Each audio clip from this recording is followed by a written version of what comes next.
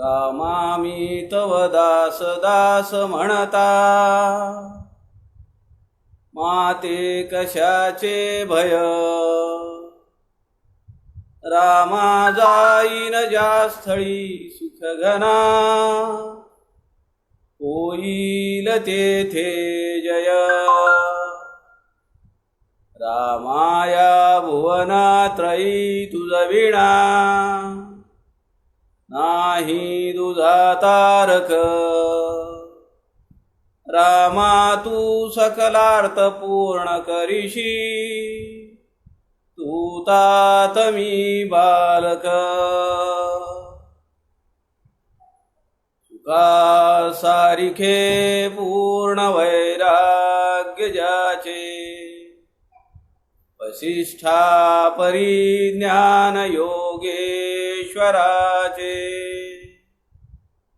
कवी वाल्मिकी सारिखा मान्य ऐसा, नमस्कार माझा सद्गुरु रामदासा. जय जय रघुवीर समर्थ, सब संतन की जय.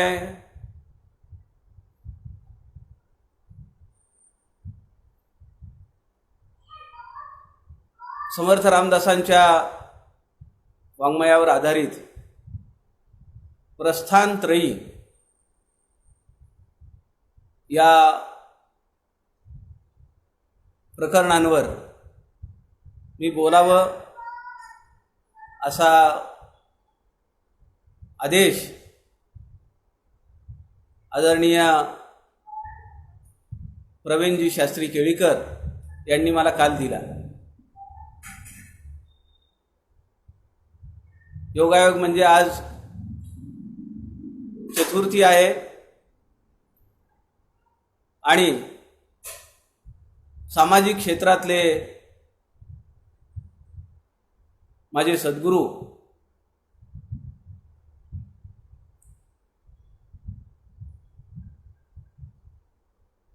बिंदू माधवजी जोशी यांचा आज 5वा पुण्यस्मरणाचा दिवस आहे.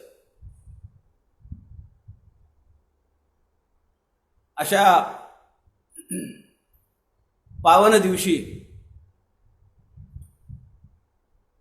समर्थांचीच योजना आहे की त्यांच्या वाङ्मयावर आधारित मी काही चिंतन आपल्या सगळ्यांच्या पुढे मांडावं. समर्थांच्या प्रस्थानत्रयीमध्ये मनाचे श्लोक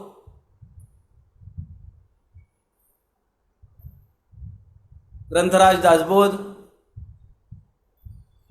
आणि आत्माराम या 3 ग्रंथांचा समावेश होतो. खरं तर समर्थांच्या काव्यसंपदा जर आपण पाहिली तर 45,000 ओव्यांपेक्षा जास्त काव्यसंपदा समर्थांनी निर्माण केलेली आहे. त्यामध्ये मनाचे श्लोक, ग्रंथराज दासबोध हे जास्त प्रसिद्ध आहेत आणि आत्माराम हा जो ग्रंथ आहे हा जरा आध्यात्मिक क्षेत्रातला किंवा आध्यात्मिक पातळीवरचा वरच्या आयामाचा ग्रंथ आहे. मनाचे श्लोक आपण लहानपणापासून ऐकलेले असतात, वाचलेले असतात. ग्रंथराज दासबोधाचंही पारायणाच्या निमित्ताने किंवा अभ्यासाच्या निमित्ताने आपलं वाचन होत असतं. 7,500 ओव्या दासबोधाच्या, 205 श्लोक मनाचे आणि 180 ओव्या आत्माराम ग्रंथाच्या. याच्या उर्वरित जी साहित्य रचना समर्थांनी निर्माण केली ती खूप आहे, अफाट आहे. त्यामध्ये स्फुट काव्य आहेत, भारुड आहेत, अभंग आहेत, सवाया आहेत, आरत्या आहेत, अशी अनेक अंगांची दाटी असलेली काव्यरचना समर्थांनी केलेली आहे. समर्थ संप्रदायाची प्रस्थानत्रयी आपण जर म्हणू तर ती मनाचे श्लोक, ग्रंथराज दासबोध आणि आत्माराम हा ग्रंथ.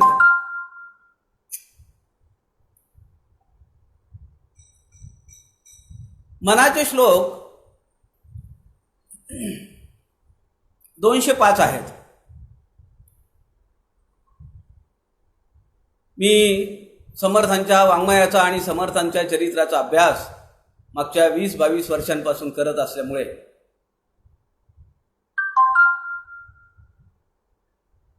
मनाचे श्लोक अनेक ठिकाणी ऐकतो.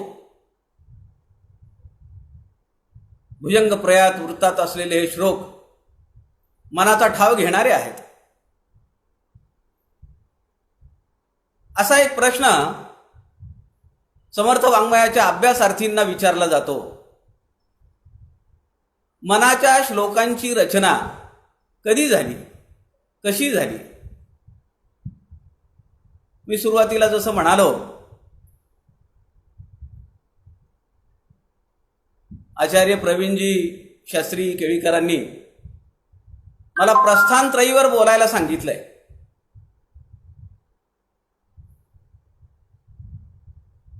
त्यापैकी पहिला ग्रंथ जो आहे तर तो आहे मनाचे श्लोक. खरं तर मनाचे श्लोक अगोदर झाले, नंतर दासबोध झाला, नंतर आत्माराम झाला, असा क्रम नाहीये.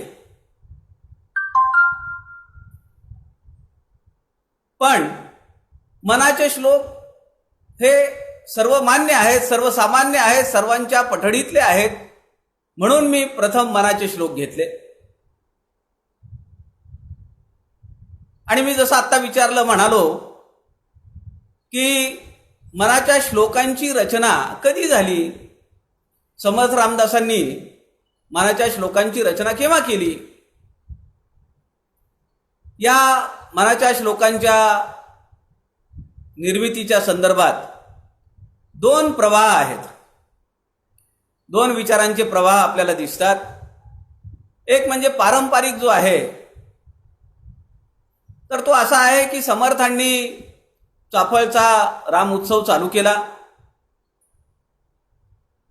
समर्थांनी राघोबा ए उदारा म्हणून रामाच्या मूर्तीची प्रतिष्ठापना चाफळला केली आणि हळूहळू त्यांचं आराध्य दैवत आणि सद्गुरू श्रीराम आहेत म्हणून ते नवरात्र तिथं चालू झालं.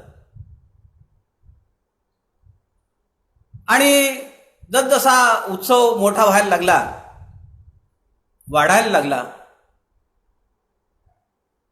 तसतसं त्याचं स्वरूपही वाढायला लागलं. छत्रपती शिवाजी महाराजांच्या कानावर ही वार्ता गेली आणि राजांनी आत्ताची जी काही आपण आत्ताच्या भाषेमध्ये सिक्युरिटी असं म्हणतो, अशी या उत्सवासाठी सिक्युरिटी, सैनिक आणि अन्नदानासाठी शिधा पाठवायची व्यवस्था केली. धान्य यायचं राजांकडनं. पहा, समर्थ रामदासांचं चरित्र जर आपण पाहिलं तर समर्थांनी हजारो मंदिरं उभी केली, ती हनुमंताची. समर्थांनी केवळ 3 मंदिर अशी उभी केली आहेत की जी हनुमंतांच्या व्यतिरिक्त आहेत. गडावर अंगलाई देवीचं मंदिर आहे, तिची प्रतिष्ठापना समर्थांनी केली. पंढरपूरजवळ मेथवड्याला विठ्ठल रुक्माईचं मंदिर आहे, त्या मूर्तीची प्राणप्रतिष्ठा समर्थांनी केली. आणि चाफळला धनुर्धारी रामाची प्रतिष्ठापना केली. तोही मोठा मनाचा ठाव घेणारा प्रसंग आहे. डोहामध्ये असलेल्या मूर्तींनी समर्थांना स्वप्नात दृष्टांत दिला आणि सांगितलं की मला तिथून काढ. आणि चाफळ या गावामध्ये स्मशान जिथं आहे त्या ठिकाणची जागा समर्थांना मिळाली आणि त्या जागेवर समर्थांनी रामाचं भव्य मंदिर उभारलं. मंदिर उभं राहिलं, उत्सव वाढला, राजांकडनं शिधा यायला लागला. चांगल्या पद्धतीचा उत्सव, रामाचं नवरात्र, लोक हजारोच्या संख्येने तिथे यायला लागले. आणि एक वर्ष असं झालं की राजे दक्षिणेच्या स्वारीवर असल्यामुळे धान्य आलं नाही. उत्सव तोंडावर आला आणि शिष्यांच्या मनामध्ये चिंता जागृत झाली. काय करावं आता? राजांकडनं धान्य नाही आलं, उत्सव कसा होईल? आत्तापासून लोकांची गर्दी चाफळला चालू झाली आहे. शिष्यांचे चिंताक्रांत झालेले चेहरे समर्थांनी पाहिले आणि समर्थांनी विचारलं, काय झालंय? काळजी कसली करता आहात? तेव्हा शिष्यांनी सांगितलं की स्वामी, रामाचा उत्सव तर तोंडावर येऊन बसलाय, राजांकडनं धान्य नाही आलं. अशा परिस्थितीत उत्सव कसा होईल याची काळजी लागलेली आहे.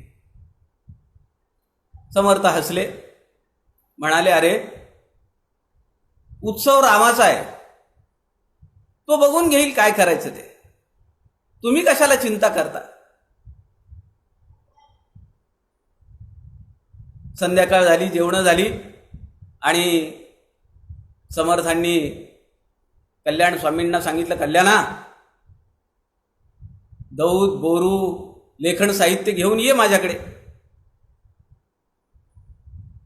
धुळ्याचे नानासाहेब देव यांनी कल्याण स्वामींचं चरित्र लिहिलं. त्यात ते म्हणतात, स्वामींचा अवघा काव्य समुद्र कल्याण लिहित असे.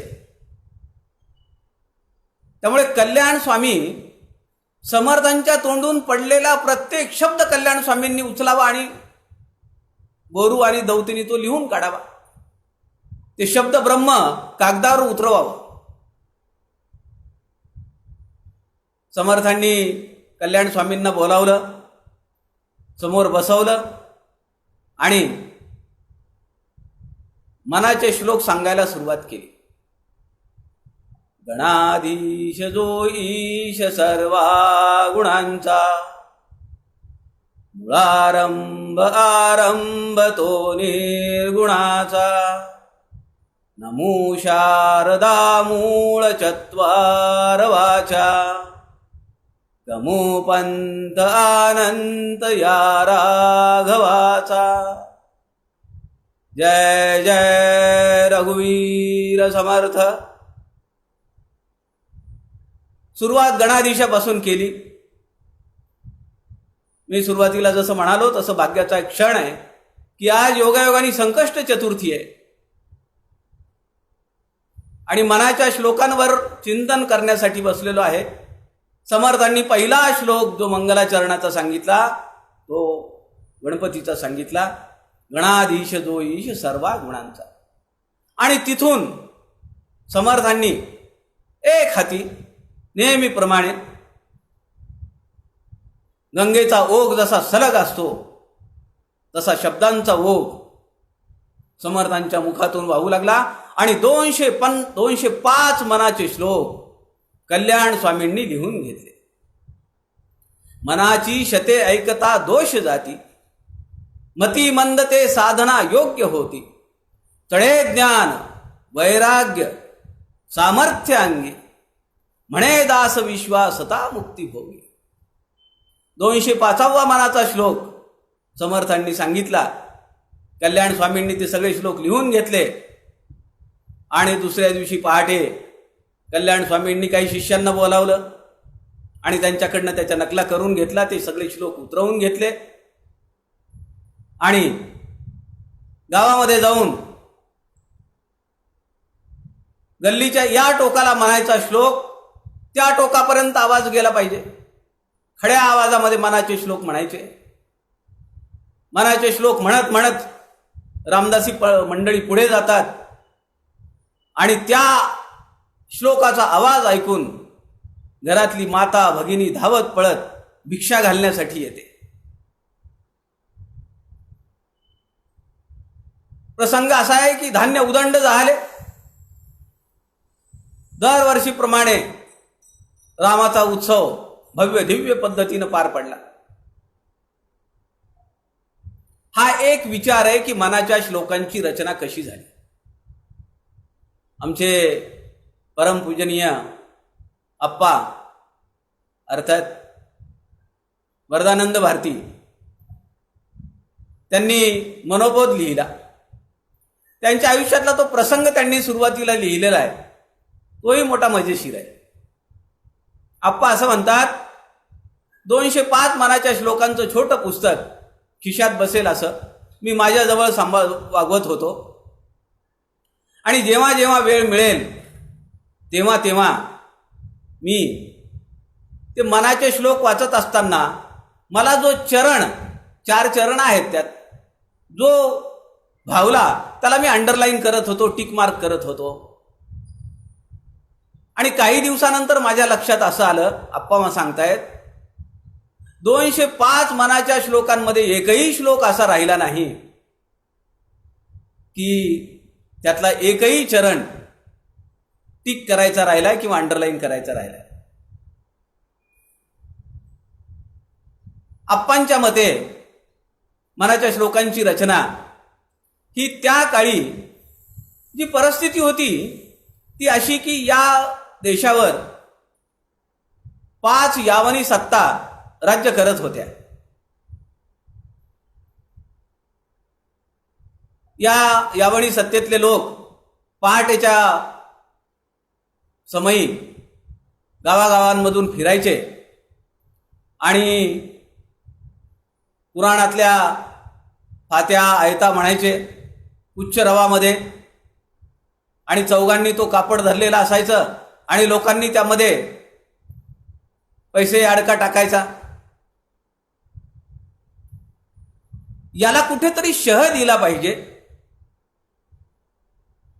याला एक आपली स्वतंत्र रचना उभी राहिली पाहिजे म्हणून समर्थांनी भुजंग प्रयात वृत्तात मनाच्या श्लोकांची रचना केली आणि रामदासींना आदेश दिला, पहाटेच्या समयी खड्या आवाजामध्ये मनाचे श्लोक म्हणत तुम्ही गावोगावी फिरा आणि आपल्या संप्रदायाचा प्रचार प्रसार करा. हा एक विचार आप्पांनी त्यांच्या मनोबोधामध्ये दिलेला आहे. 205 मनाच्या श्लोकांवरचं निरूपण जे आहे अनेक ग्रंथांमध्ये आहे. परमपूजनीय मारुतीबुवांनी मनाच्या श्लोकांचे विवरण केलेलं आहे. अनेक साधकांनी, अनेक अभ्यासार्थींनी, जिज्ञासू लोकांनी मनाच्या श्लोकांवर विवरण केलेलं आहे. पण माझ्या अभ्यासाप्रमाणे परमपूजनीय अप्पा वरदानंद भारती आणि मिरजेचे डॉक्टर रा द प्राणी यांचा मनोबोध स्वाध्याय नावाचा एक ग्रंथ आहे. हे दोन्ही ग्रंथ अप्रतिम आहेत. समर्थ विद्यापीठाच्या ज्या मनाच्या श्लोकांवर परीक्षा होतात त्या परीक्षेसाठी या 2 ग्रंथांचा आवर्जून सगळे अभ्यासार्थी संदर्भ घेत असतात. मनाच्या श्लोकांचं विवरण अनेक ग्रंथात आहे. आपल्याला माहिती आहे की विनोबाजींनी रामदासांची अभंग रचना, रामदासांची काव्यसृष्टी असे काही ग्रंथ लिहिलेले आहेत. विनोबाजींचं एक वाक्य मला यावेळी फार आवडतं. माझ्या अंतःकरणाचा ठाव घेऊ नये ते वाक्य. विनोबाजी म्हणतात, रामदासांनी तर भरपूर लिहून ठेवले आहे. बघा, रामदासांनी तर भरपूर लिहून ठेवले आहे, परंतु त्यातून असार बाजूला काढून सार काय घ्यायचा हे रामदासांच्या काव्यसंग्रहाचे सार आहे. पुढे विनोबाजी असं म्हणतात, रामदासांचं अवघं काव्य ही सुवर्ण खाण आहे. विनोबाजींचे शब्द बघा, रामदासांचं अवघं काव्य ही सुवर्ण खाण आहे, पण मनाचे श्लोक ही तिजोरीमध्ये ठेवलेली सोन्याची लगड आहे. काय सुरेख विचार आहे. खाणीमध्ये अशुद्ध धातू असतो, उत्खनन करावं लागतं, प्रक्रिया करावी लागते, त्यातून शुद्ध धातू बाहेर पडतो. पण तिजोरीमध्ये ठेवलेले सोनं जे असतं ते शुद्ध आहे, तो दागिना नाहीये. विनोबाजी सांगतायत ती सोन्याची लगड आहे. आपल्या भाषेमध्ये बिस्किट आहेत. मनाच्या श्लोकांना दिलेलं हे यथार्थ रूप आहे. यथार्थ वर्णन मनाच्या श्लोकांचं विनोबाजींनी केलंय. विनोबाजींचे भाऊ शिवाजीराव भावे त्यांनी मनाच्या श्लोकांवर विवरण केलेलं आहे. अत्यंत अप्रतिम आहे. तो ग्रंथ आता बाहेर बाजारात विक्रीला उपलब्ध नाहीये. आमचे धुळ्याच्या समर्थ वाग्देवता मंदिराचे कार्याध्यक्ष आदरणीय देवेंद्रजी डोंगरेंनी मला त्याची प्रत उपलब्ध करून दिली, झेरॉक्स काढून. अप्रतिम विचार मांडलेले आहेत. मनाच्या श्लोकांची ही रचना आपण पाहिली, त्याच्या पाठीमागचा भाव बघितला. मनाच्या श्लोकांना 205 मनाचे श्लोक आपण जेव्हा अभ्यास करतो, खूप लोकांनी त्यावर विवरण केलेलं आहे, विषयवार वर्गीकरण केलेलं आहे. माझे या क्षेत्रातले सद्गुरू परमपूजनीय सुनीलजी दादा चिंचोळकर, मागच्या महिन्यात 22 तारखेला त्यांचं द्वितीय पुण्यस्मरण झालं.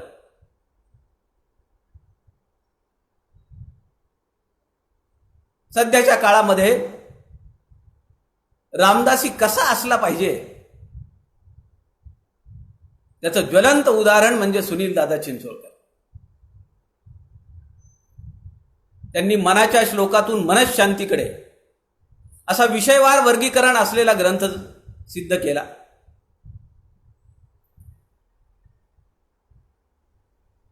मी समर्थांच्या वाङ्मयाचा, समर्थांच्या चरित्राचा अभ्यास करत असताना मला एक जाणवलं नेहमी की समर्थांच्या या सगळ्या वाङ्मयामध्ये एक चतुसूत्री भरून आहे. समर्थांच्या वाङ्मयाची चतुसूत्री एक जी सर्वमान्य आहे ती वेगळी आहे. भगवंताचं निरूपण करावं, दुसरे ते राजकारण, तिसरे सावधपण सर्व विषयी, चौथा अत्यंत साक्षेप, ही 4 सूत्र आहेत. भगवंताचं भजन करणे, राजकारण करणे, साक्षेप म्हणजे अथक प्रयत्न, हेळावे आक्षेप समर्थ म्हणतात त्या बळावर. पण समर्थांच्या सगळ्या वाङ्मयामध्ये एक चतुसूत्री भरून दिसते, ती म्हणजे आधी ते करावे कर्म, कर्म मार्गे उपासना, उपासका सापडे ज्ञान, ज्ञाने मोक्षची पावले. 4 सूत्र आहेत. आधी ते करावे कर्म, कर्म केलं पाहिजे. कर्मापासून पलायन शोभत नाही, तो खरा पुरुषार्थ नव्हे. कर्म केलं पाहिजे. पण माझ्या वाट्याला आलेलं विहित कर्म करत असताना हे कर्म मी जर भगवंताची उपासना म्हणून करू लागलो,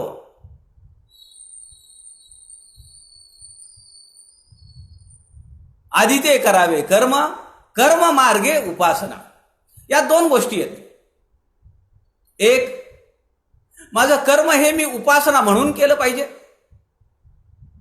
किंवा कर्म करत असताना मी माझी उपासना सोडता कामा नये. प्रापंचिक कर्मामध्ये मी गुरफटून, लिंपून, आसक्त होऊन, अडकून, गुंतून चालणार नाही. मी माझी उपासना नित्य नियमाने केली पाहिजे. कर्म मार्गे उपासना हे दुसरं तत्व आहे. पहिलं आहे कर्म केलं पाहिजे, दुसरं आहे कर्म मार्गे उपासना. तिसरं सूत्र आहे उपासका सापडे ज्ञान. जे उपासना करतात,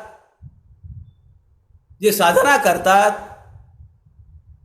त्यांना अंततो गत्वा ज्ञान हे मिळणारच, ज्ञानाची प्राप्ती होणारच. आणि चौथं सूत्र आहे ज्ञाने मोक्षची पावणे.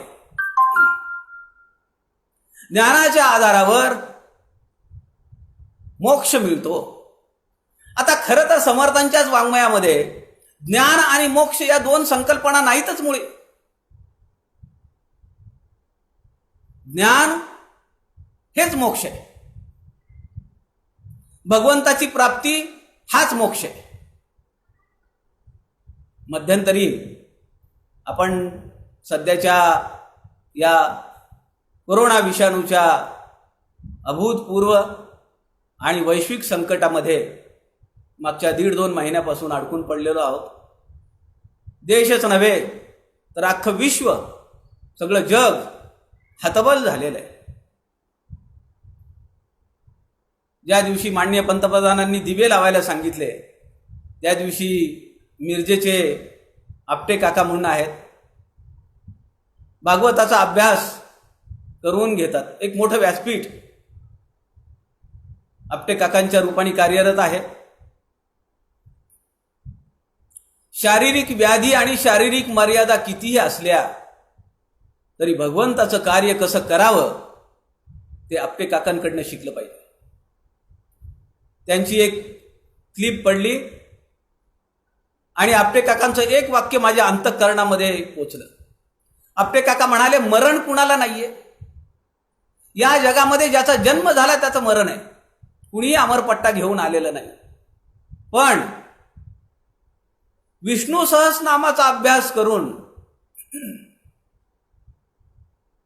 भगवंताच्या 1000 नावाचा अभ्यास करून भगवंताला एकच मागितलं पाहिजे की मला मरण दे, पण ते ज्ञानी होऊन दे. मी ज्ञानी असताना मला मरण आलं तर पुन्हा जन्म आणि पुन्हा मरण या चक्रातून मी सुटेन. भगवंताला एकच मागायचंय, मरण नको मागायचं नाहीये. मला मरण येणारच आहे, पण मी ज्ञानी असताना ते मला मरण आलं पाहिजे. आपटे काकांचं हे वाक्य या लॉकडाऊन काळामध्ये कायम माझ्या स्मरणात बसलेलं आहे. समर्थांची ही जी चतुसूत्री आहे, आधी ते करावे कर्म, कर्म मार्गे उपासना, उपासका सापडे ज्ञान, ज्ञाने मोक्षची पावले. मोक्ष मिळणार, ज्ञान होणार. मग आता ही जी 4 सूत्र आहेत, ही 4 सूत्र समर्थांच्या वाङ्मयाच्या प्रत्येक अंगोपांगी भरून आहेत. मला असं वाटलं, आपण असा काही अभ्यास करू शकतो का? समर्थांच्या 205 मनाच्या श्लोकांमध्ये कर्म, उपासना, ज्ञान आणि मोक्ष या 4 आयामांना किती स्थान मिळालंय, त्या दृष्टीनं मी अभ्यास करायला चालू केला.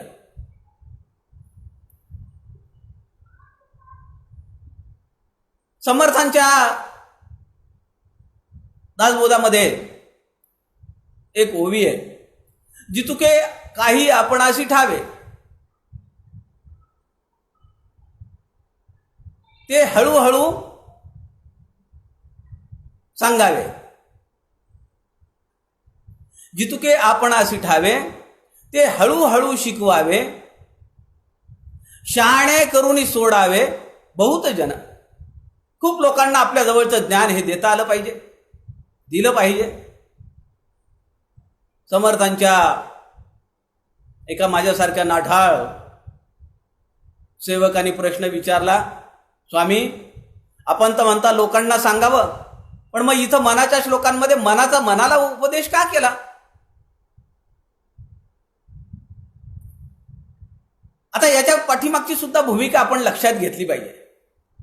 समर्थांनी मनाच्या श्लोकामध्ये ठीक आहे रचना प्रसंगोपात झाली, पण हे काव्य नित्य नूतन आहे. मनाच्या श्लोकांमध्ये केलेला उपदेश यावत चंद्र दिवा करो राहणार आहे. दिवाकरासारखा राहणार आहे आणि तो प्रवीण असणार आहे. मनाला उपदेश केला. अंतःकरण पंचक आहे, आपल्याला माहिती आहे. अंतःकरण, मन, चित्त, बुद्धी आणि अहंकार. यामध्ये अंतःकरणाच्या नंतर मन जे आहे हे एक इंद्रिय मानलेलं आहे. भगवंतांनी सांगितलं इंद्रियाणाम मनश्चास्मी. हे इंद्रिय दाखवता येतं का? मनाला काढून दाखवता येतं का? नाही दाखवता येत. मनाला उपदेश केला म्हणजे माणसाचं आचरण बदलेल, पाहिजे तसं माणसाला घडवता येईल. माणसाच्या अनेक व्यवहारांवर नियंत्रण आणता येईल असा विश्वास समर्थांना होता, म्हणून त्यांनी मनाच्या श्लोकांची रचना केली. शास्त्र असं सांगतं की पंचमहाभूतांपासून हा देह तयार झालेला आहे. पण मन जे आहे हे इंद्रिय सात्विक गुणांपासून तयार झालेलं आहे. सत्वगुण, रजोगुण, तमोगुण या त्रिगुणांपैकी सत्वगुणांचा भरणा, सत्वगुणांचं कारण हे मनाच्या इंद्रियाच्या निर्मितीसाठी झालेलं आहे. आणि जे सगळे गुण असतात वारसा हक्काने आलेले, त्याला आजकालच्या वैज्ञानिक भाषेमध्ये आपण जिनोटाईप असं म्हणतो. हे सगळे गुण मनामध्ये जे अवतरतात ते वारसा हक्काने येतात आणि मनुष्याचा एक स्वभाव, त्याचा आचार विचार या मनावर अवलंबून आहे. समर्थांनी याच मनाला दासबोधातल्या काही समासांमध्ये आत्मा या संज्ञेने सुद्धा वापरलेला आहे. एकाने प्रश्न केला, जनाला सांगण्याच्या ऐवजी तुम्ही मनाला का उपदेश करतात? आता बहुत जणांना शहाण करून सोडावा असं तुम्ही सांगितलं, अनेक प्रवचनं दिली, आम्हाला दासबोध सांगितला. समर्थ म्हणतात मनास बुद्धी सांगणे, जनास काय सांगणे. आता माझ्या लक्षात आलंय की जे काही सांगायचंय ते मनाला सांगितलं पाहिजे, लोकांना सांगून उपयोग नाही. म्हणे दास लोकासी काय सांगो. समर्थांचं हे वचन फार सुरेख आहे. म्हणे दास लोकासी मी काय सांगो, तराया जनी मीची कासेसी लागो. मीच रामाच्या कासेला लागलेलो आहे, माझा हा भवसागर पार करून दे म्हणून. आता लोकांना सांगण्यामध्ये काही हाशील राहिलेलं नाही. म्हणून मनाला उपदेश आहे. मनाच्या श्लोकांचा अभ्यास करत असताना जेव्हा मी विचार केला की 205 मनाचे श्लोक आहेत आणि या 205 मनाच्या श्लोकांमध्ये कर्म, उपासना, ज्ञान आणि मोक्ष कसा सापडेल, मग मला असं वाटायला लागलं. त्या दृष्टीनं अभ्यास केल्यानंतर असं आहे, समर्थांच्या 20व्या दशकातल्या 10व्या समासामध्ये विवर्ता विशेषा विशेष कळो लागे असं समर्थ सांगतात. जसजसा आपण अभ्यास करू समर्थ वाङ्मयाचा तसतसे समर्थ वाङ्मयाचे वेगवेगळे आयाम आपल्याला दिसत असतात. वेगवेगळ्या शब्दांचे अर्थ, एकाच शब्दांचे वेगवेगळे अर्थ आपल्या लक्षात येतात. म्हणून या 205 मनाच्या श्लोकांमध्ये कर्म, उपासना, ज्ञान आणि मोक्ष कसा दडलेला आहे. मी अभ्यास करायला लागलो या दृष्टीने आणि माझ्या असं लक्षात आलं, पहिला श्लोक जो आहे गणाधीश जो ईश सर्व गुणांचा, हा मंगलाचरणाचा श्लोक आहे. पहा, आमच्या सगळ्या संत परंपरेची एक ठेवण आहे. ती ठेवण म्हणजे कुठलंही वाङ्मय तयार व्हायच्या अगोदर, वाङ्मयाची निर्मिती व्हायच्या अगोदर मंगलाचरण घेतलं जातं. सरस्वतीची, गणपतीची आराधना केली जाते. म्हणून 205 मनाच्या श्लोकांची सुरुवात ही गणाधीश या श्लोकापासून आहे. आणि मला असं वाटतं की हा जो श्लोक आहे हा नमनाचा श्लोक आहे, मंगलाचरणाचा श्लोक आहे. आणि 205 श्लोकांचा अभ्यास केल्यानंतर असं लक्षात येतं की 205वा जो श्लोक आहे, मनाची शते ऐकता दोष जाती, मती मंदते साधना योग्य होती. फळश्रुती आहे यात. चढे ज्ञान वैराग्य सामर्थ्यांगी, म्हणे दास विश्वासता मुक्ती भोगी. मुक्ती आणि ज्ञान, मुक्ती आणि मोक्ष हे एकाच अर्थाने वापरलेले आहेत. समर्थांच्या वाङ्मयात भरून उरलेली ही जी 4 सूत्र आहेत, त्यातलं शेवटचं सूत्र आहे मोक्ष, ज्ञान. आणि समर्थांच्या 205व्या श्लोकामध्ये ही जी फळश्रुती आलेली आहे ती ज्ञानप्राप्तीची आहे. म्हणून 205 मनाच्या श्लोकांपैकी पहिला श्लोक मंगलाचरणाचा, 205वा श्लोक हा फळश्रुतीचा आहे. आता राहिले 203 श्लोक. मनाच्या या 203 श्लोकांचं वर्गीकरण करत असताना कर्म, उपासना, आता हा क्रम कसा लागेल.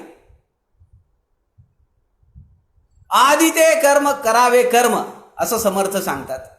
मग कर्म कसं असलं पाहिजे त्याचं विवेचन करणारे श्लोक आहेत. श्लोक क्रमांक 2 ते 25. अभ्यासकांनी याचा विचार असा केला पाहिजे. पहा किती सूक्ष्म निरीक्षण आहे समर्थांनी मनाच्या श्लोकांमध्ये सांगितलेलं. काय समर्थांना किती बारीक, किती बारकावे सांगायचे. 205 मनाचे श्लोक पाठांतर स्पर्धा होतात. आपण नेहमी मनाचे श्लोक म्हणतो, पण या 205 श्लोकांचं वर्गीकरण करत असताना पहिला श्लोक नमनाचा, मंगलाचरणाचा, शेवटचा श्लोक फळश्रुतीचा, मधले 203 श्लोकांचं विवरण आपण पाहूया. मला असं वाटतं की श्लोक क्रमांक 2 ते 25 हे कर्मपर श्लोक आहेत. कर्म मार्ग सांगणारे श्लोक आहेत.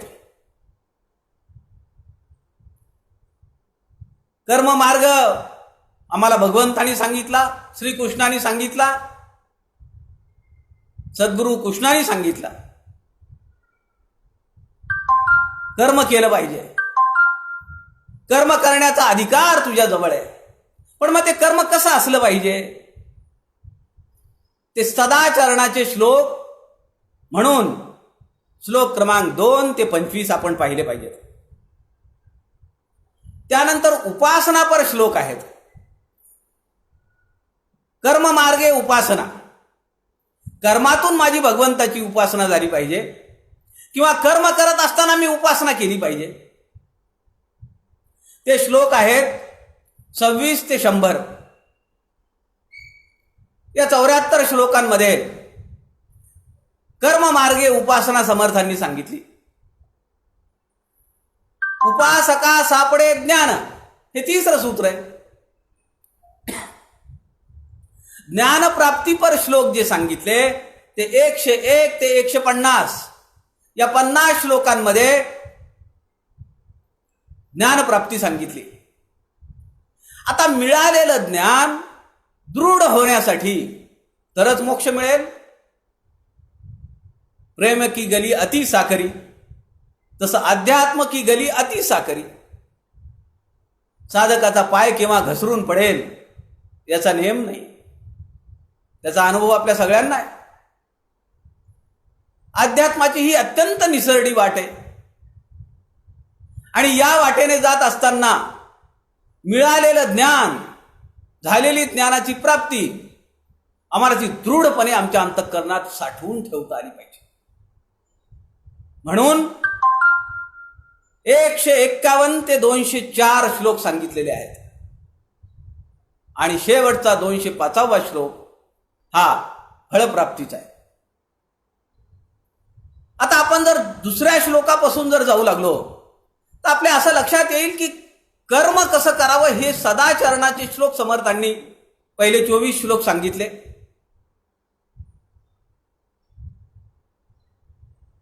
दुसरा श्लोक आहे, समर्थ असं म्हणतात की जे निंद्य आहे ते सोडून दे,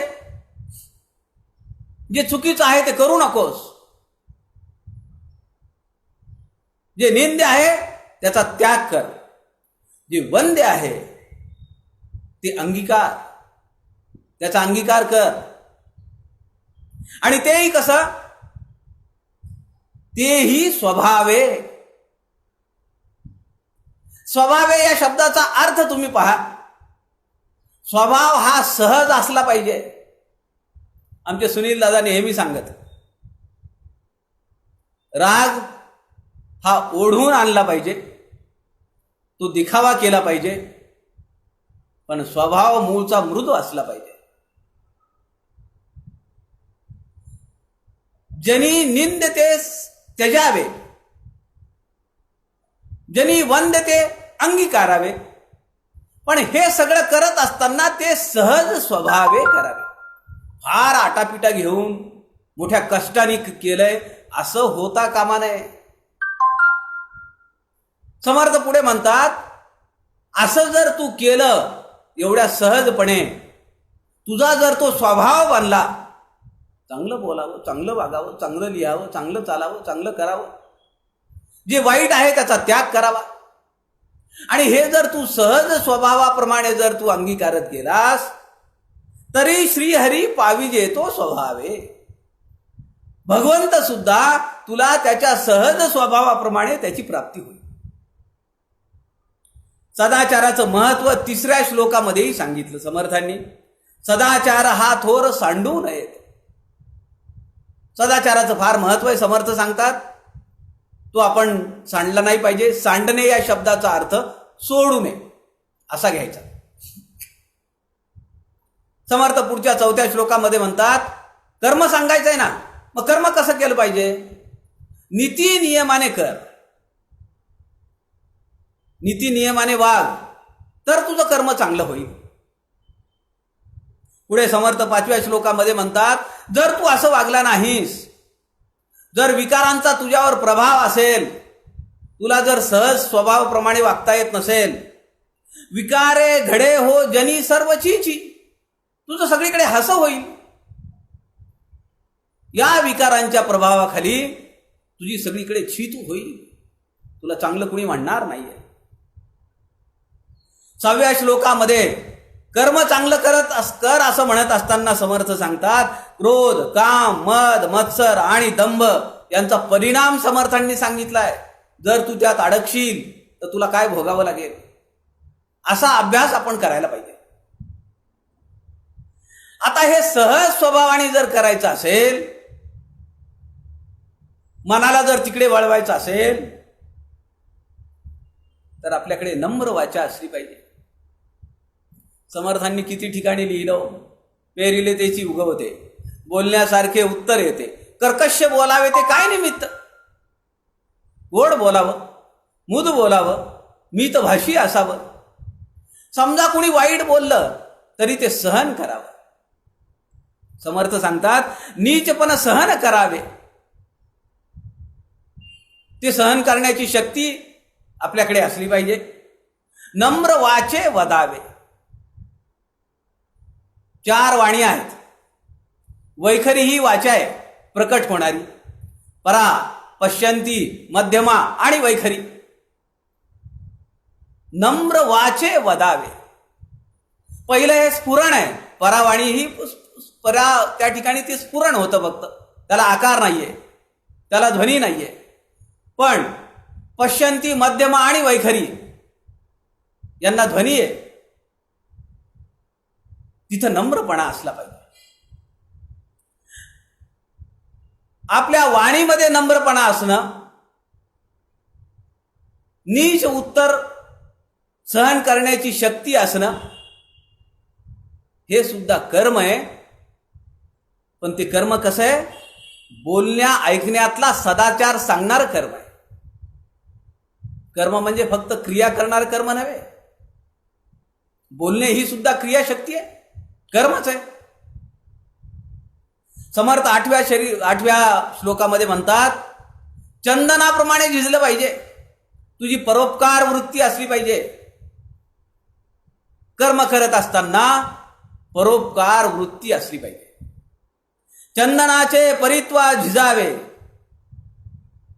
सज्जना नीव व्हावे.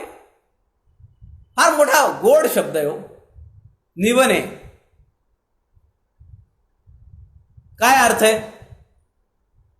दूध, पाणी आपण गरम करतो आणि ते निवतं. निवणे म्हणजे थंड होणे.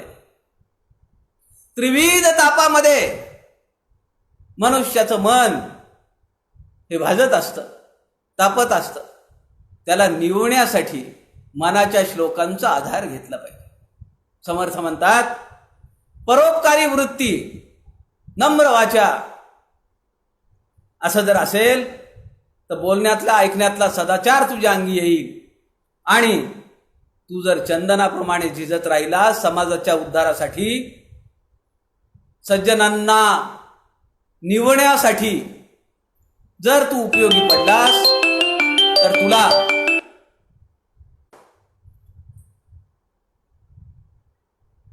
असं जर तू वागलास तर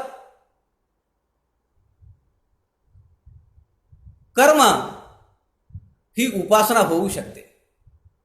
आधी ते करावे कर्म. कर्म कसं करावं हे समर्थ या श्लोकांमधून सांगतात. आपण सध्या एका मोठ्या आर्थिक शोषणामधूनही जातो. बऱ्याच वेळा आयुष्यामध्ये आपले हे प्रसंग घडतात. समर्थ सांगतात आर्थिक भ्रष्टाचार करू नको. बघा 350 वर्षापूर्वी आर्थिक भ्रष्टाचाराला सांडून दे सांगणारे समर्थ आहेत. नको रे मना द्रव्य ते पुढीलांचे. हा आर्थिक भ्रष्टाचार, सदाचार सांगणारा श्लोक आहे. अतिस्वार्थ करू नको. कारण ते जर तुला नाही मिळालं तर सारखं तुझं मन खाईल आणि तुझ्या मनाची शांतता ढळून जाईल. समर्थ पुढच्या श्लोकामध्ये म्हणतात 10व्या श्लोकामध्ये सदा सर्वदा रामाची प्रीती कर. रामाला आराध्य मान. समर्थांचे सद्गुरू प्रभू श्रीराम आहेत. समर्थांचं आराध्य दैवत प्रभू श्रीराम आहेत. समर्थांना 8व्या वर्षी स्वतः रामाने दृष्टांत देऊन, साक्षात्कार देऊन अनुग्रह दिलेला आहे. आपण पाहिलेलं आहे. आत्ता 4 महिन्याखाली जांबेला मोठा उत्सव झाला. समर्थांना रामाने अनुग्रह दिलेला 400 वर्ष पूर्ण झाली. म्हणून तो उत्सव साजरा झाला. समर्थ म्हणतात सदा सर्वदा रामाची प्रीती ठेव. प्रेम कुणाशी कर? रामाशी कर. रामाशी कर. हे दोन शब्द मोठे गोड आहेत. सदा सर्वदा, all the time, all the places.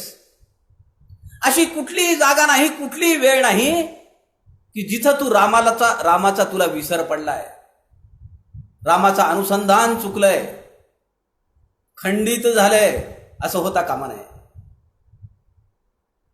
समर्थ म्हणतात की अरे तू काही पूर्वसंचित केलेलं आहे म्हणून तर तुला हे प्राप्त झालंय,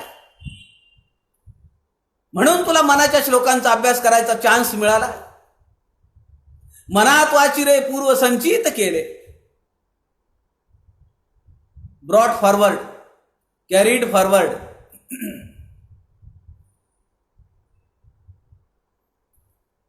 म्हणून तू जर चांगलं कर्म करशील तर चांगलं तुला होईल. अन्यथा ज्या विचारांनी, ज्या कृतीनं तू वागशील तसंच तुला भोगावं लागेल. जर तुला चांगलं कर्म करायचं असेल, आधी ते कर्म करावे. ते जर कर्म चांगलं करायचं असेल तर कुडी वासना सांडी वेगी. 13व्या श्लोकामध्ये समर्थ म्हणतात की वासना ज्या आहेत त्या तू सांडून टाक, त्यांचा निपात कर. कुडी या शब्दाचे दोन अर्थ होतात. कुडी म्हणजे शरीर आणि कुडी म्हणजे वाईट. या शरीराच्या वासना, देह बुद्धी तू काढून टाक. आणि कुडी म्हणजे वाईट वासना, तू त्यांचा त्याग कर. पुढच्या श्लोकामध्ये समर्थ म्हणतात जीवा कर्म योगे जनी जन्म झाला. अरे जसं वरच्या श्लोकामध्ये सांगितलं तसं तू जसं करशील, जसं वागशील तसा पुढचा जन्म मिळेल. म्हणून जर तुला चांगलं व्हायचं असेल, आता जन्माला यायचं नसेल, मोक्षाप्रत जायचं असेल, ज्ञानाची प्राप्ती करून घ्यायची असेल तर चांगलं कर्म कर, सदाचार कर. मग सदाचार कर म्हणजे त्याचा एक आयाम आहे, तुझा लोभ कमी कर, तुझा मोह कमी कर. मनाच्या श्लोकांना जे उपदेश केलेला आहे, हे पहा, मनाचा आणि चंद्राचा फार आत्यंतिक जवळचा संबंध आहे. चंद्राचं रूप मनाला मोहित करतं, म्हणून मन आणि चंद्र यांचा अत्यंत जवळचा संबंध आहे. म्हणून मनाला उपदेश देताना समर्थ म्हणतात लोभ कमी कर, म्हणजे क्षोभ होणार नाही. मला हे पाहिजे, मला ते पाहिजे, असं पाहिजे, तसं पाहिजे. आता या मागच्या 1.5-2 महिन्यापासून आपल्या गरजा किती सीमित झालेल्या आहेत. चालतंय का नाही? जे मिळेल ते आम्ही भागवतोय का नाही? स्विगी, काय डोमिनोज, पिझ्झा, बर्गर याची जी आम्हाला सवय लागलेली होती ती भाकरी पोळीवर आली ना. हेच तर शिकायचं आहे आम्हाला. आणि हे शिकण्यासाठी म्हणून परमेश्वराने लॉकडाऊनची वेळ आणलेली आहे. माझा लोभ कमी झाला पाहिजे, माझ्या गरजा कमी झाल्या पाहिजेत, हे सांगणारे आमचे बिंदू माधव जोशी, ज्यांनी ग्राहक चळवळीची सूत्र या देशालाच नव्हे तर या जगाला सांगितली, त्यांचं आज पुण्यस्मरण आहे. योगायोग आहे. माणसाच्या आयुष्यामध्ये अशा योगायोगाचे क्षण येणं हे महत्भाग्य आहे. समर्थ म्हणतात लोभ कमी कर, तुझा हव्यास कमी कर, म्हणजे तुला क्षोभ होणार नाही. त्या रामरायाचं चिंतन हेच तुझ्यासाठी श्लाघ्यवाणे आहे, तेच तुझ्या हिताचं आहे. सत्य सोडू नकोस. तुझं कर्म करत असताना सत्याची वाट सोडू नकोस, मिथ्य मांडू नकोस. श्लोक क्रमांक 19 समर्थ पुढे असं म्हणतात 22व्या श्लोकामध्ये, आचरण चांगलं असेल म्हणजे कर्म चांगलं असेल तरच हृदयामध्ये तुझ्या श्रीराम येऊन बसेल. कर्माचा आणि रामाचा अधिष्ठान आमच्या हृदयामध्ये बसण्याचा किती अनन्य संदर्भ आहे ते समर्थ इथं श्लोकामध्ये सांगतात. आता कर्म चांगलं करणाऱ्या साधकाची तयारी समर्थ पुढच्या 3 श्लोकांमध्ये करून घेतात. श्लोक क्रमांक 23, 24, 25 या श्लोकांमध्ये समर्थ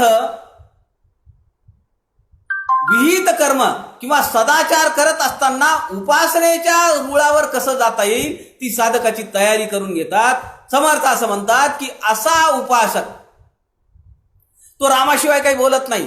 श्लोक क्रमांक 23, सदा सर्वदा नाम वाचे वसोदे. श्लोक क्रमांक 24, आणि असं असणाऱ्या उपासकाला निश्चितपणे सुख मिळेल, कारण सुखाची घडी लोटता सुख आहे. श्लोक क्रमांक 25 आम्हाला हे सांगतो. सज्जन हो, आधी ते करावे कर्म हे पहिलं सूत्र सांगणारे हे 24 श्लोक आहेत. श्लोक क्रमांक 2 ते श्लोक क्रमांक 25. आता दुसरं सूत्र आहे ते आहे उपासनापर. उपासका सापळे ज्ञान. आता इथं उपासना करणारे जे श्लोक आहेत, उपासनापर श्लोक जे आहेत ते आहेत 26 ते 100. हे 74 श्लोक आहेत. आता या श्लोकांमध्ये उपासनेवर समर्थांनी कसा भर दिलाय ते आपण थोडक्यात पाहूया. समर्थ असं म्हणतात, श्लोक क्रमांक 26, करी रे मना भक्ती या राघवाची. तू भक्ती कर. आता उपासनेच्या मार्गाला लागलास ना, आता तुला उपासना करायची आहे ना, मग तू भक्ती करायला चालू कर. आणि जर तू भक्ती करणार असशील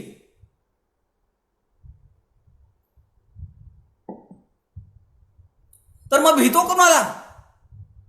कशाचं भय बाळगतो? भवाच्या भये काय भीतोस लंडी. बघा, समर्थांच्या मनाचे श्लोक मनाचंच केवळ नव्हे तर शरीराचं सुद्धा संवर्धन करतात, बळ प्राप्त करून देतात. समर्थाची या सेवका वक्र आहे, असा सर्व भूमंडळी कोण आहे.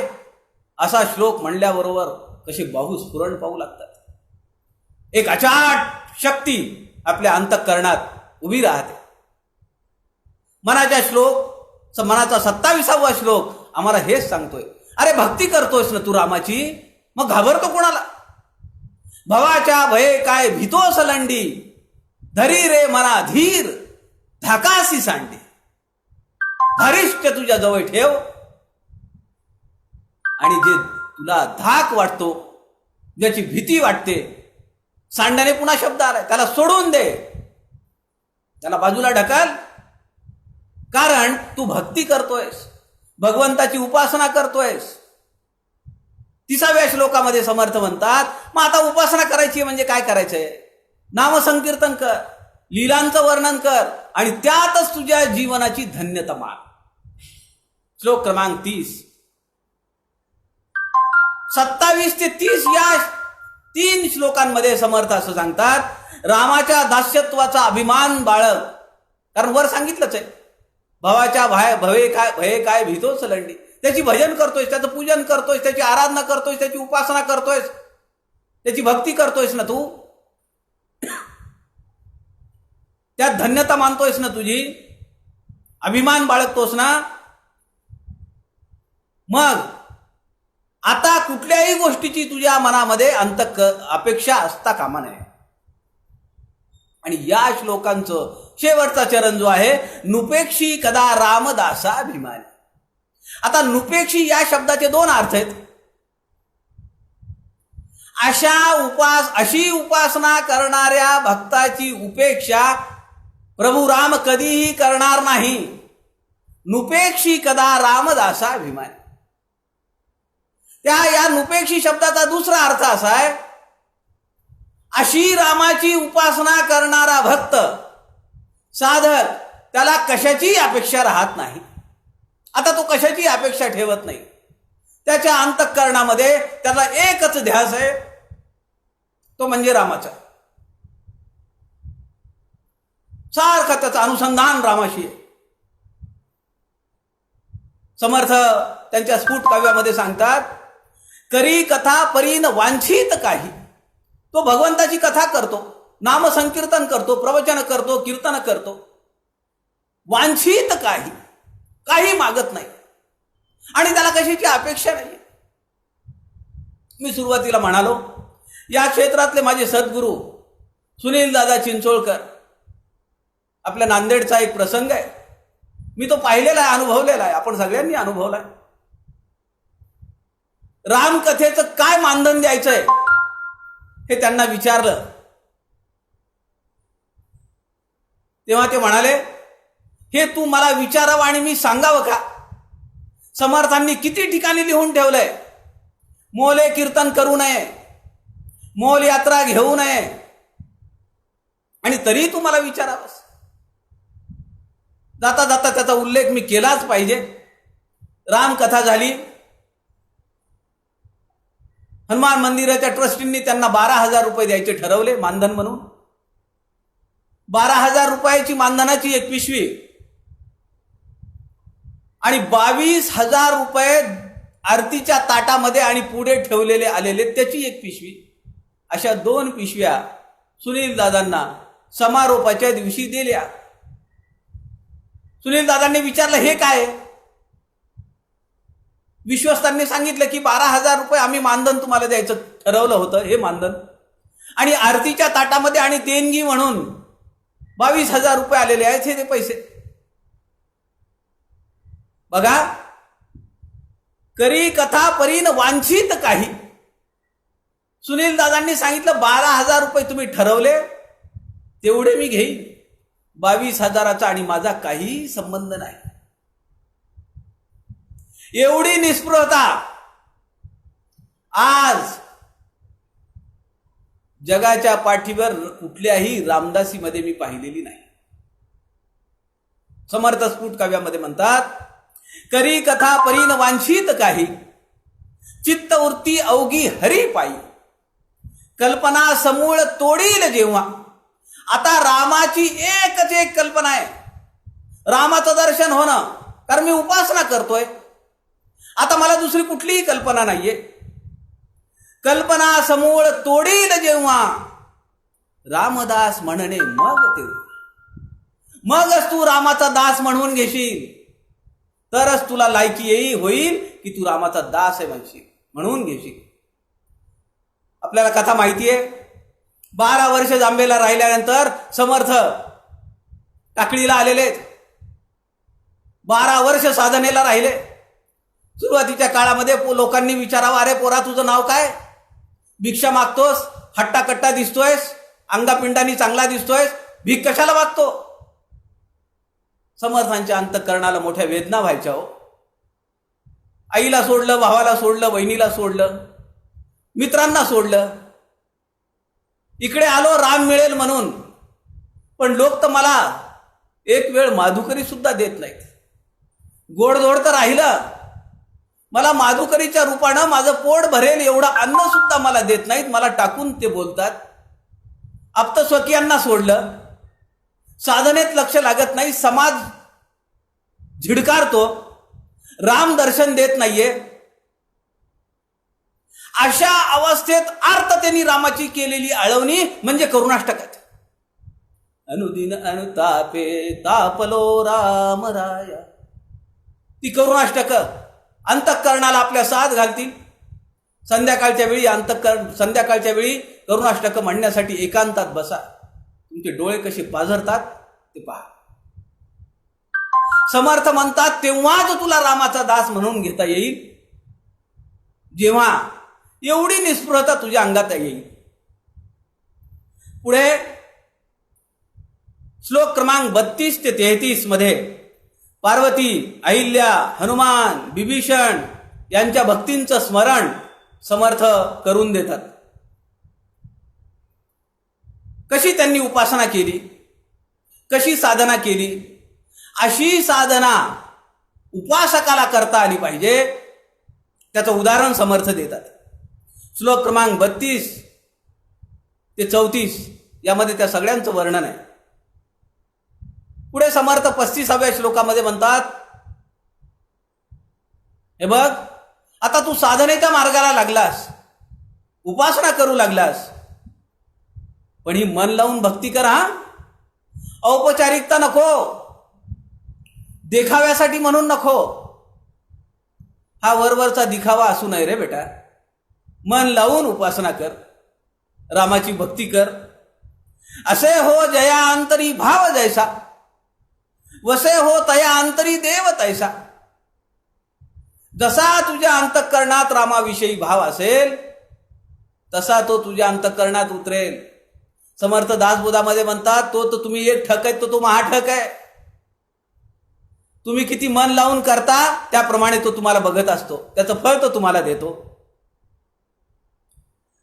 समर्थ पुढे म्हणतात 36व्या श्लोकामध्ये, आता तू साधना करतोयस, कर्म तुझं चांगलं झालं, सदाचार तुझ्या अंगी भिनला, उपासना तुझ्या अंगी आली, तू भगवंताचं नामसंकीर्तन करतोयस, अखंड भजन करतोयस, उपासना करतोयस, साधना करतोयस. अशा वेळी ते साधना तुझी किती धारिष्ट्यपूर्वक आहे याची तपासणी तो भगवंत घेईल. हा, सांभाळून राहा. समर्थ असं म्हणतात, सदा सर्वदा देव सन्निध आहे. उपासना करतोयस ना, उप अधिक आसन या शब्दाचा अर्थच तो आहे, मी भगवंताजवळ आहे, मी त्याच्या जवळ बसलेलो आहे, मी त्याच्या चरणांजवळ बसलेलो आहे, मी त्याच्या समीप आहे. मग आता मी जर त्याच्या समीप असेल तर तो सुद्धा माझ्या जवळ आहे. समर्थ म्हणतात, सदा सर्वदा देव सन्निध आहे, तो तुझ्या जवळ आहे, पण तुझी साधना किती पक्की आहे हे तो पाहत असतो. हो, कृपाळूपणे अल्पधारिष्ट पाय. बघा, आपल्या आयुष्यामध्ये असे अनेक प्रसंग येतात की जेव्हा आपल्याला आपलं धारिष्ट बघण्याचं, आपली साधना किती दृढपणे आपली चालू आहे त्याची तपासणी भगवंत करतो. तो आपल्या साधनेतलं धारिष्ट पाहतो. माझे एक सिनियर मित्र आहेत आणि काही वर्षापूर्वी त्यांचा मुलगा ॲक्सिडेंटमध्ये गेला आणि ज्या दिवशी तो ॲक्सिडेंटमध्ये ऑन द स्पॉट गेला त्या दिवशी त्यांचे थोरले भाऊ, मागच्या 20-22 वर्षापासून ज्यांची अखंड पांडुरंगाची वारी आहे, ते वारीमध्ये पायी वारी चालू आहे त्यांची. मला ते ज्येष्ठ असणारे ते असं मला म्हणाले की आज माझा थोरला भाऊ 20-22 वर्षापासून वारी करतो आहे आणि ही वारी पायी त्याची चालू असताना माझ्या 3 मुलांपैकी एक मुलगा की ज्याचं लग्न ठरलेलं आहे 15 दिवसाखाली, तो ॲक्सिडेंटमध्ये ऑन द स्पॉट गेला. आता मी देवाचं तोंड पाहणार नाही. तेव्हा तर मला काही समजलं नाही, परंतु नंतर जेव्हा मी मनाच्या श्लोकांचा अभ्यास करू लागलो तेव्हा माझ्या लक्षात आलं की साधना ही किती दृढपणे चालू आहे हे भगवंत अशा परीक्षा टाकून पाहत असतो. तो आमची चाचणी घेतो. म्हणून समर्थ म्हणतात, कृपाळूपणे अल्पधारिष्ट पाहे. तो तुझं धारिष्ट पाहतो, पण तो सुद्धा कसं पाहतो? कृपाळूपणे पाहतो. काय समर्थांच्या शब्दांची रचना आहे पहा. त्याची कृपा आहे, कृपाळूपणे, आणि किती धारिष्ट पाहतो? अल्पधारिष्ट पाहे. एका आचार्यांची कथा मी ऐकत होतो. ते म्हणाले की आपल्या जीवनामध्ये किती कठीण प्रसंग आले आणि आपण तेच उगाळत बसतो. त्यांनी एक फार सुरेख उदाहरण दिलं. आत्ता रामायण मालिका पाहत असताना क्षणोक्षणी मला त्या आचार्यांची आठवण यायची. ते म्हणाले, जी महालक्ष्मीचा अवतार, जगदंबेची जी अवतार म्हणून सीता अवतरली, काय दुःख, किती कष्ट तिच्या वाट्याला आलेले. तो जिला आईची कूस मिळाली नाही जन्म घेण्यासाठी, जमिनीतून जन्म घ्यावा लागला. वडिलांनी पण पाय काय ठेवला लग्नाचा, अत्यंत अवघड. किती अवघड होता. तेव्हा तिने विचार केला. ते दुःखच होतं ना. लग्न झालं, वरात घरी नाही पोचली तोपर्यंत परशुराम मोठं वादळ म्हणून पुढे उभे राहिले. ते वादळ शमत नाही शमत, घरी जाऊन 9 दिवस नाही झाले. रामाचा राज्याभिषेक म्हणून नाही ठरला. उद्या अभिषेक होणार आणि आज वल्गल घालून वनवासात जावं लागतं. 14 वर्षाचा वियोग सहन करावा लागतो. हे सगळं केल्यानंतर अयोध्येत आल्यानंतर किती दिवस राहिली. पुन्हा वाल्मिकींच्या आश्रमात जावं लागलं आणि सरते शेवटी धरणी मातेलाच तिने आर्जवानी विनवानी प्रार्थना केली की मला तू परत तुझ्या उदरामध्ये घे. तिच्या एवढी महान संकट आपल्या आयुष्यात आली आहेत का विचार करा. मग कसलं धारिष्ट किंवा कसली संकटाबद्दलची आपण तमा बाळगायची आहे. समर्थ म्हणतात तुला काही संकट येतील, अल्पधारिष्ट घेईल, पाहिल, कृपाळूपणे पाहिल. आणि हे तुला संकटामध्ये पाहत असताना सुद्धा भगवंत तुला जर असं संकट जाणवलं की त्या संकटामध्ये तू अकंठ बुडतो आहेस, त्या संकटातून तुझी बाहेर येण्याची शक्यता नाही, तेव्हा हा राम उडी घालितो संकटी स्वामी तैसा. आपल्या साधकासाठी, त्याला संकटातून बाहेर काढण्यासाठी तुझ्या भक्तीमुळे, तुझ्या साधनेमुळे, तुझ्या उपासनेमुळे तो प्रसन्न होतो आणि तुझ्या साह्यास येतो, उडी घालतो. तो त्याची तमा नाही बाळगत. त्याला कुठं खर्चटेल, कुठं लागेल, कुठं मार लागेल, नाही. तुला संकटी सोडवण्यासाठी तुझा स्वामी होऊन तो तुझ्या संरक्षणासाठी येतो. तुझ्या भक्तीची परिसीमा तो पाहतो. आणि फार सुरेख शब्द समर्थ 38व्या श्लोकामध्ये वापरतात. समर्थ म्हणतात रघुराज थक्कीत होऊन पाहे. रामाला तुझ्या उपासनेकडे पाहून, तुझ्या साधनेकडे पाहून तो आश्चर्यचकित होतो. तो थक्क होतो. काय माझा साधक माझी साधना करतोय, काय भक्तीमध्ये रममाण झालाय. त्याला सुद्धा तुझ्या उपासनेचं, तुझ्या भक्तीचं आश्चर्य वाटायला लागतं. काय सुरेख रचना आहे. उपासना कशी केली पाहिजे आणि ती करत असताना काय काय टप्पे येत आहेत हे समर्थ या श्लोकांमध्ये सांगतायत. समर्थ पुढच्या श्लोकामध्ये 38व्या श्लोकामध्ये म्हणतात गंध, फुलं, वस्त्र, नैवेद्य अशी ही पूजा यथासांग ती तुला करावीच लागेल. पण ही म्हणजे खरी भक्ती आहे का? नव्हे. यात तू अडकून पडता कामा नये. रामाला काय दिलं पाहिजेस तू हे तर देशील तुझ्या कॅपॅसिटी प्रमाणे. तुला जेवढं जमेल तेवढं तू देशील, नाही तर मानस पूजा करशील. पण काय पाहिजे रामाला? तुझ्या उपासनेतून नैवेद्य म्हणून रामाला जे पाहिजे ते तुझ्या मनाचं चांचल्य पाहिजे. समर्थ असं म्हणतात की तू रामाला जे द्यायचंय ते तुझ्या मनाचं चांचल्य दे. तया लागी रे हे सर्व चांचल्य तिचे. तुझ्या मनाचं सगळं चंचलत्व, चंचलपण ते तू रामाला दे. आणि एक लक्षात घे, अशीच उपासना चालू ठेव.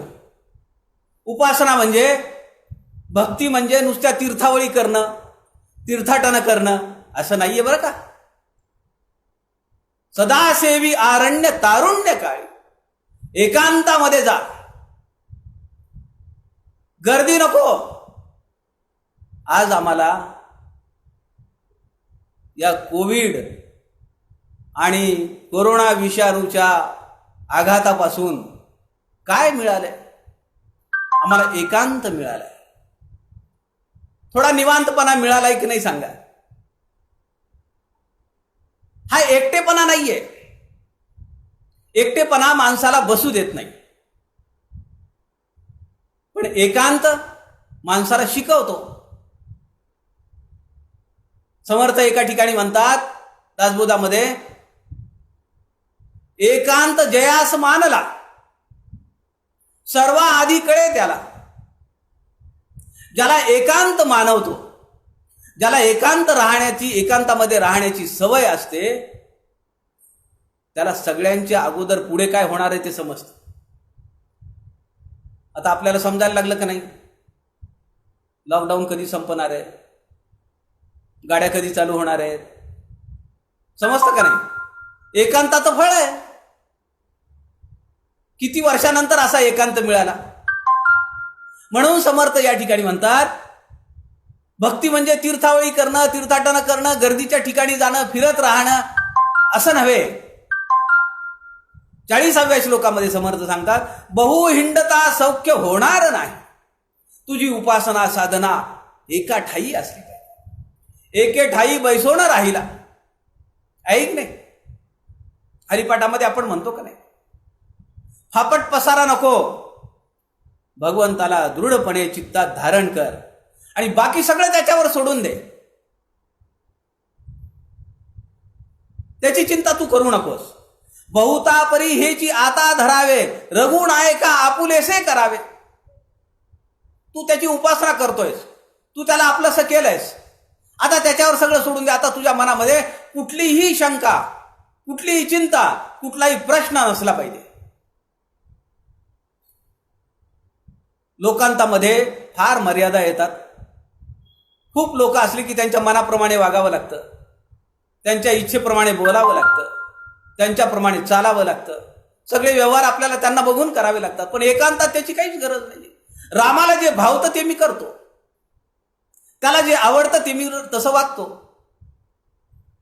आणि जर तुला तसं करता येत नसेल तर समर्थ म्हणतात, मग मौन धारण कर, बोलू नकोस. मनारे जनी मौन्य मुद्रा धरावी. उपासनेमध्ये खंड पडू देऊ नकोस. उपासना हे दुसरं सूत्र चालू आहे आपलं. तुझ्या भक्तीमध्ये, तुझ्या साधनेमध्ये खंड पडू देऊ नकोस. समर्थ म्हणतात, मनारे जनी मौन्य मुद्रा धरावी. विनोबाजींनी एकदा मौन धरलं होतं आणि तेव्हा पंतप्रधान चरणसिंग होते. पवनारच्या आश्रमामध्ये विनोबाजींचं मौन चालू होतं आणि चरणसिंग त्यांच्या भेटीसाठी आले. सेवकाने चिठ्ठी आणून दिली. विनोबाजींनी पाहिलं, चरणसिंग आपके दर्शन के लिए आए हैं. विनोबाजींनी त्याच्या खाली लिहिलं, आचरण सिंग बनव, आणि भेट नाकारली. काय शब्दाचा किती मोठा अर्थ आहे. चरण सिंग आए है, चरण सिंगांना विनोबाजी लिहितात आचरण सिंग बनव. सदाचाराचं महत्व समर्थांनी जे सांगितलं ते विनोबाजींनी चरण सिंगांना एका आ शब्दावरून सांगितलं. समर्थ पुढे म्हणतात 46व्या श्लोकामध्ये, सावधानता बाळग. तू उपासना करतोयस, आता तू सावध असलं पाहिजे. अशा उत्कट भक्तीमुळे, भगवंताच्या कृपेमुळे कदाचित तुझा अहंकार वाढेल. माझी उपासना झालीये, मला एकांत मानवतो आहे, माझी भक्ती चांगली चालू आहे, माझी साधना छान चालू आहे, हा अहंकार तुझ्या मनात असं येणार नाही हे पहा, याची तू काळजी घे. जनी दक्ष तो लक्ष लावून पाहे. तुझं लक्ष त्याच्याकडे असलं पाहिजे. साधना करत असताना, तू तुझी उपासना करत असताना तुझ्या साधनेचा क्रम पाळला पाहिजे. काय साधनेचा क्रम आहे? साधना टप्प्याटप्प्याने गेली पाहिजे. पटकन पहिल्या चौथ्या मजल्यावर जाता येईल का? टप्प्याटप्प्याने जायला पाहिजे. समर्थ असं म्हणतात, भक्ती आणि उपासना करताना तुझ्या साधनांचा क्रम तू सांभाळला पाहिजेस. श्रवण, मनन, निधिध्यास आणि आत्मसाक्षात्कार हा साधनेचा क्रम आहे. श्रवण केलं पाहिजे. समर्थांनी श्रवण केलं का नाही? समर्थांची साधना 12 वर्ष टाकळीला चालू होती. समर्थ ध्यानधारणा करायचे, नाशिकला जायचे, मंदिरामध्ये बसून भागवत कथा प्रवचन कीर्तन ऐकायचे. श्रवण केलं समर्थांनी. मनन करायचं. मी जे श्रवण केलेलं आहे, मी त्याचा अभ्यास केलेला आहे, मी जी उपासना केलेली आहे त्याचं मनन मी केलं पाहिजे. माझ्या मनामध्ये मी त्याला साठवलं पाहिजे. निधिध्यास केला पाहिजे. ते माझ्या आचरणात आणलं पाहिजे. त्याचा ध्यास मी ठेवला पाहिजे.